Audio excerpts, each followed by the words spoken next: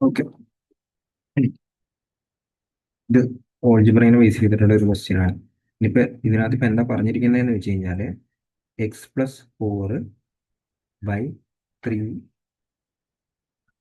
Plus 3/x+4 = 1 ആണെന്ന് പറഞ്ഞിട്ടുണ്ട്. കണ്ടുപിടിക്കാൻ പറഞ്ഞിരിക്കുന്നത് x+4 ആണ്. സോ ഞാൻ എന്താ ചെയ്യണമെന്ന് വെച്ച് കഴിഞ്ഞാൽ ഈ x+4/3 ഞാൻ എ എന്ന് പറഞ്ഞ് സപ്പോസ്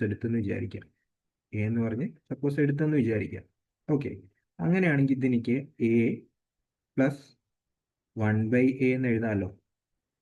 കറക്റ്റ് അല്ലേ? കാരണം എന്താണെന്ന് വെച്ച് കഴിഞ്ഞാൽ ഈ 3 ഡിനോമിനേറ്ററിലോട്ട് കൊണ്ടുവന്ന് നമുക്ക് ഇതിങ്ങനെ എഴുതാം. സോ a+1/a എന്ന് പറയുമ്പോൾ 1 എന്ന് എഴുതാം. പിന്നെ ഇവിടെ ക്യൂബ് ചോദിച്ചുകൊണ്ട് തന്നെ ഞാൻ എന്ത് ചെയ്യുന്നതെന്ന് വെച്ച് കഴിഞ്ഞാൽ a³ + 1/a³ കണ്ടുപിടിക്കുകയാണ്. a+1/aന്റെ വാല്യൂ 1 എന്ന് വന്നിട്ടുണ്ടെങ്കിൽ a³ -1/a³ വാല്യൂ എത്ര വരും? -2 എന്ന് പറഞ്ഞു വരും. വേണമെങ്കിൽ ഇത് നമുക്കിങ്ങനെ റിസൾട്ടായിട്ടും പഠിക്കാം. ഓക്കെ, എന്തൊരു a+1/a 1 ആണെങ്കിൽ a³ + 1/a³ എന്തായിരിക്കും? -2. അല്ലെങ്കിൽ എന്ത് പറയാം, ഇവിടെ നിങ്ങൾ നോക്കിക്കഴിഞ്ഞാൽ ഇതിൻ്റെ വാല്യൂ സപ്പോസ് t ആണെങ്കിൽ ഇതെന്തായിരിക്കും?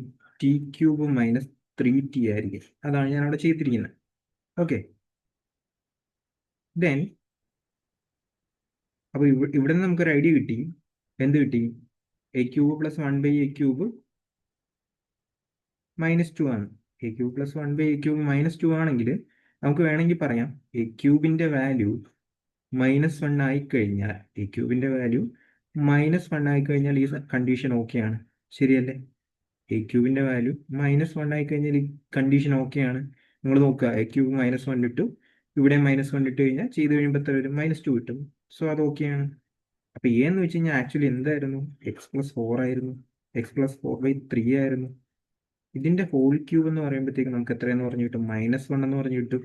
ഓക്കെ, നമുക്കിവിടെ ഇപ്പോൾ വേണ്ടത് x+4 ആണ്. അപ്പോൾ x+4 ഡിവൈഡഡ് ബൈ 3ന്റെ ക്യൂബ് 27 എന്ന് പറയുമ്പോൾ -1. സോ x+4 വാല്യൂ എത്ര കിട്ടും? -27. ഇതായിരിക്കും ഈ ഒരു ക്വസ്റ്റിൻ്റെ ആൻസർ ആയിട്ട് വരുന്നത്.